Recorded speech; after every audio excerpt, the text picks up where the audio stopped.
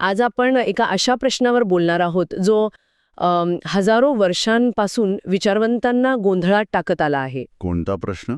तोच की जर देवाला सगळं आधीच माहीत असेल तर आपल्या निवडीला काही अर्थ आहे का? हो, म्हणजे आपण खरंच स्वतंत्र आहोत की नाही? अगदी, की आपण फक्त एका पूर्वनियोजित कथेतील पात्र आहोत, यावरच आज आपण बोलणार आहोत. आणि यासाठी आपल्याकडे खूपच रंजक निबंध आहे. हो, अपूर्ण स्वातंत्र्य इच्छा नावाचा. आणि हा निबंध मला वाटतं एक धाडसी दावा करतो. तो म्हणतो की देवाचं सर्वज्ञानी असणं आणि माणसाचं स्वतंत्र असणं या दोन्ही गोष्टी एकाच वेळी खऱ्या आहेत. बरोबर, पण त्या दोन्हीचा मेळ घालण्याची जी पद्धत हा निबंध सुचवतो ती खूपच अनपेक्षित आहे. चला तर मग या गुंतागुंतीच्या युक्तिवादाचे पदर उलगडून पाहूया. हो, आणि हा निबंधाचा जो मूळ युक्तिवाद आहे तोच खूप वेगळा आहे. तो असं म्हणतो की आपल्याला जी स्वातंत्र्य इच्छा मिळाली आहे ती एक कच्ची शक्ती आहे. कच्ची शक्ती म्हणजे एक धार नसलेलं शस्त्र. ती स्वतःहून आपल्याला संकटातच टाकेल. लेखकाच्या मते ही स्वातंत्र्य इच्छा केवळ देवाच्या प्रेमाच्या अंतिम प्रदर्शनाने म्हणजेच क्रूसाच्या माध्यमातूनच पूर्ण होऊ शकते.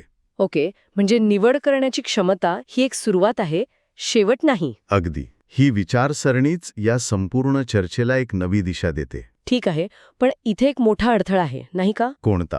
तोच की निबंध म्हणतो देवाला जग निर्माण करण्यापूर्वीच हेल्लेल म्हणजे ल्युसिफर आणि आदाम यांचं पतन होणार हे माहीत होतं. हो, हे खरंय. मग हे ऐकल्यावर तर असं वाटतं की सगळा खेळ आधीच ठरलेला होता. यात निवडीचं स्वातंत्र्य कुठे आलं? बरोबर, आणि हाच या चर्चेतला सर्वात मोठा विरोधाभास आहे. पण निबंध यात एक सूक्ष्म फरक करतो. तो पूर्वज्ञान म्हणजे फोर नॉलेज आणि पूर्व नियंत्रण म्हणजे प्रीडेस्टिनेशन यात भेद करतो. ओके, म्हणजे देवाला माहीत होतं पण त्याने ते घडवून आणलं नाही, असं काहीतरी. अगदी.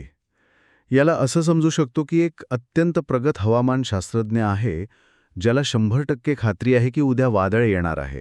त्याला हे माहीत असण्याचा अर्थ असा नाही की त्याने ते वादळ निर्माण केलं. एक मिनिट थांबा, ही तुलना थोडी फसवी वाटू शकते. कारण हवामानशास्त्रज्ञ हवामान निर्माण करत नाही, पण या सिद्धांतानुसार देवानेच तर ती परिस्थिती निर्माण केली ज्यात हेलेल आणि आदाम पतन पावले. बरोबर. म्हणजे तुम्ही एखाद्या मुलाला एका खोलीत बंद केलं जिथे विषारी चॉकलेट ठेवलंय आणि तुम्हाला माहीत आहे की तो ते खाणारच, तर त्याच्या निवडीला स्वतंत्र कसं म्हणता येईल? उत्तम प्रश्न. आणि लेखक याच मुद्द्याला हात घालतो. तो म्हणतो की देवाने त्यांच्या निवडीला प्रतिसाद म्हणून सुरुवातीपासूनच एक योजना तयार ठेवली होती. कोणती योजना? तीच क्रूसाची योजना.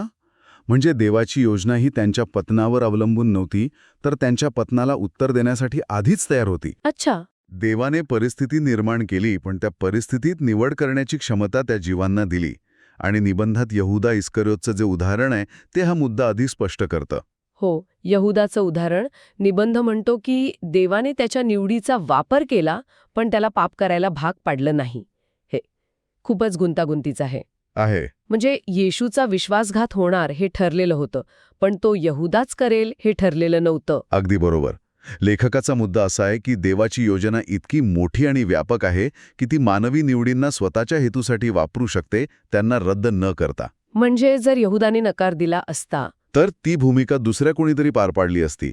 ह्या धर्मशास्त्रीय विचारसरणीला काही वेळा कॉम्पॅटिबिलिझम म्हटलं जातं. कॉम्पॅटिबिलिझम? हो, जिथे दैवी सार्वभौमत्व आणि मानवी स्वातंत्र्य एकत्र नांदू शकतात.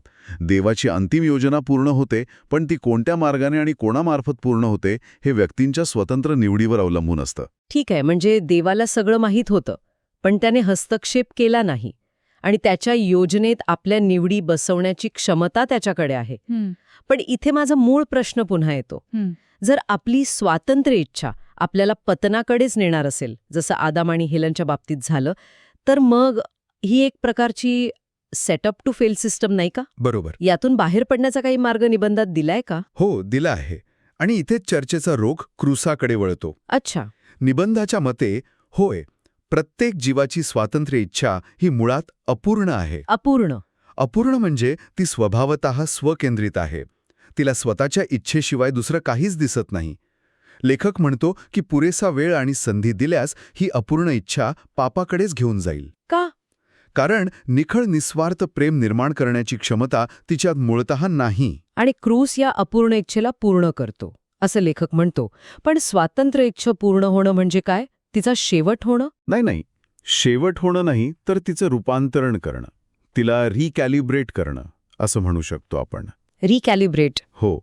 निबंधानुसार स्वातंत्र्य इच्छा पूर्ण होण्याचा अर्थ अशा अवस्थेपर्यंत पोचणं जिथे एखादी व्यक्ती केवळ मला काय हवंय यानुसार नाही, तर प्रेमळ आणि योग्य काय आहे यानुसार निवड करू शकेल.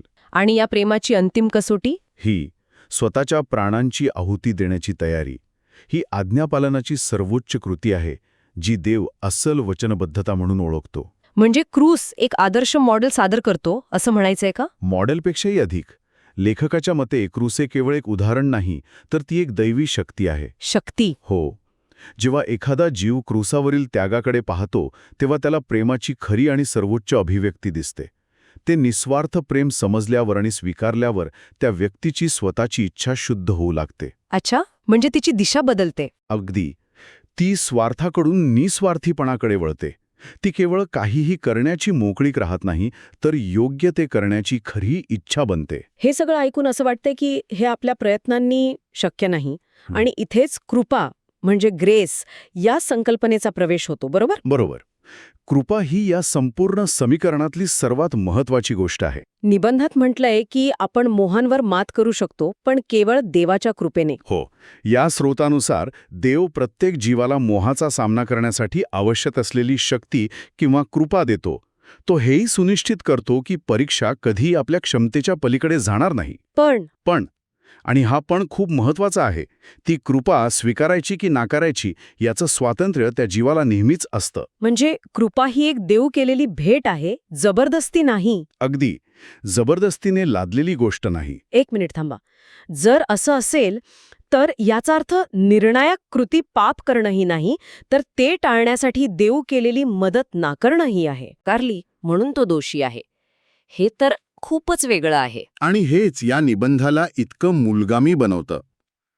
तो संपूर्ण लक्ष कृतीवरून हटवून त्यामागील इच्छेच्या निवडीवर आणतो. म्हणजे देवाच्या दृष्टीने अंतिम पाप हे नियम मोडणं नाही.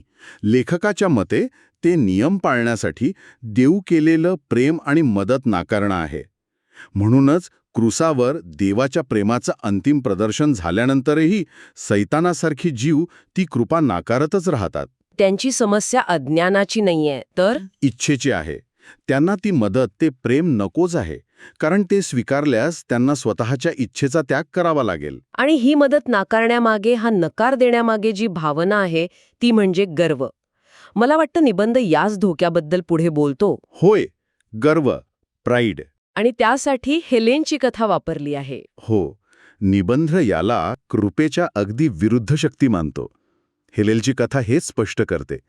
त्याला सुंदर आणि शहाणं बनवण्यात आलं होतं, पण ही देवाची कृपा होती, एक देणगी होती. त्याने चूक काय केली? त्याने त्या देणगीला स्वतःचा मूळ गुण समजलं. देवकृपेने मी सुंदर आहे असं म्हणण्याऐवजी तो मी सुंदर आहे असं म्हणू लागला. मी शहाणा आहे. अच्छा. हाच गर्व, हीच स्वतःच्या पात्रतेची भावना त्याला असं वाटायला लावणारी ठरली की तो देवाच्या सिंहासनासाठी पात्र आहे. त्याने देणगीला स्वतःचा हक्क समजला. हे ऐकून खरं तर थोडं अस्वस्थ व्हायला होतं, कारण हे खूपच ओळखीचं वाटतंय. कसं? आपण किती सहजपणे म्हणतो, मी खूप मेहनत घेतली म्हणून यशस्वी झाले, किंवा मी हुशार आहे म्हणून मला हे मिळालं. आपण आपलं यश पूर्णपणे स्वतःचं मानतो. बरोबर. पण या निबंधानुसार हीच भावना, हाच विचार गर्वाच्या धोक्याची पहिली पायरी आहे. अगदी. हा स्रोत या बाबतीत खूप स्पष्ट आहे. कोणतंही यश, कोणतीही चांगली कृती, कोणतंही सौंदर्य हे कृपेमुळेच मिळतं. त्यावर स्वतःचा हक्क सांगणं किंवा ज्यांना कमी कृपा मिळाली आहे त्यांच्यापेक्षा स्वतःला श्रेष्ठ समजणं हे सत्याचा आणि वास्तवाचा इन्कार करण्यासारखं आहे. आणि लेखकाच्या मते हेच देवाच्या विरुद्ध एक प्रकारचं बंड आहे. आणि या सगळ्या चर्चेतूनच मग ती अंतिम निवड समोर येते, जी प्रत्येक जीवाला करावी लागते. हो. आणि ती एक अत्यंत स्पष्ट दुहेरी निवड आहे. त्यात कोणताही गोंधळ नाही. एकीकडे आहे क्रूसावरचं प्रेम स्वीकारणं आणि त्याद्वारे तारण मिळवणं, आणि दुसरीकडे आहे स्वतःच्या इच्छेच्या गर्वात राहून ते प्रेम नाकारणं आणि विनाशाचा सामना करणं. आणि निबंध म्हणतो की देव प्रत्येकाला ही संधी देतो. हो. त्याचा जन्म कोणत्याही काळात किंवा परिस्थितीत झाला असो, या निवडीसाठी एक योग्य आणि न्याय्य संधी प्रत्येकाला मिळते.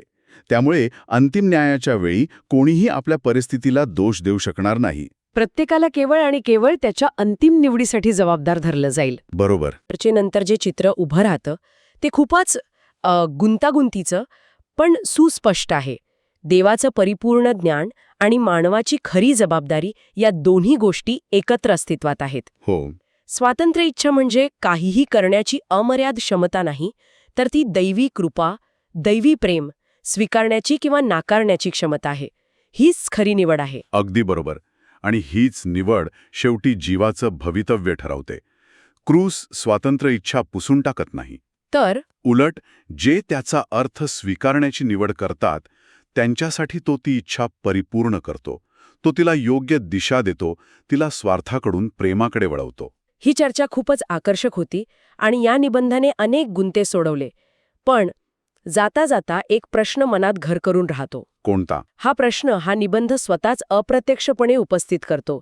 जर प्रत्येक निवड, प्रत्येक हो किंवा नाही हे आधीच देवाला माहीत आहे आणि जसं की स्रोत सूचित करतो ते पुस्तकात नोंदवलेलं आहे, तर मग ज्या क्षणी ती निवड करणारी व्यक्ती ती निवड करते त्या क्षणी ती कृती खऱ्या अर्थाने स्वतंत्र आणि उत्स्फूर्त कशी असू शकते? बरोबर. जर शेवट आधीच लिहिला गेला असेल तर आपण खरंच निवड करत आहोत की फक्त एका ठरलेल्या पटकथेनुसार अभिनय करत आहोत?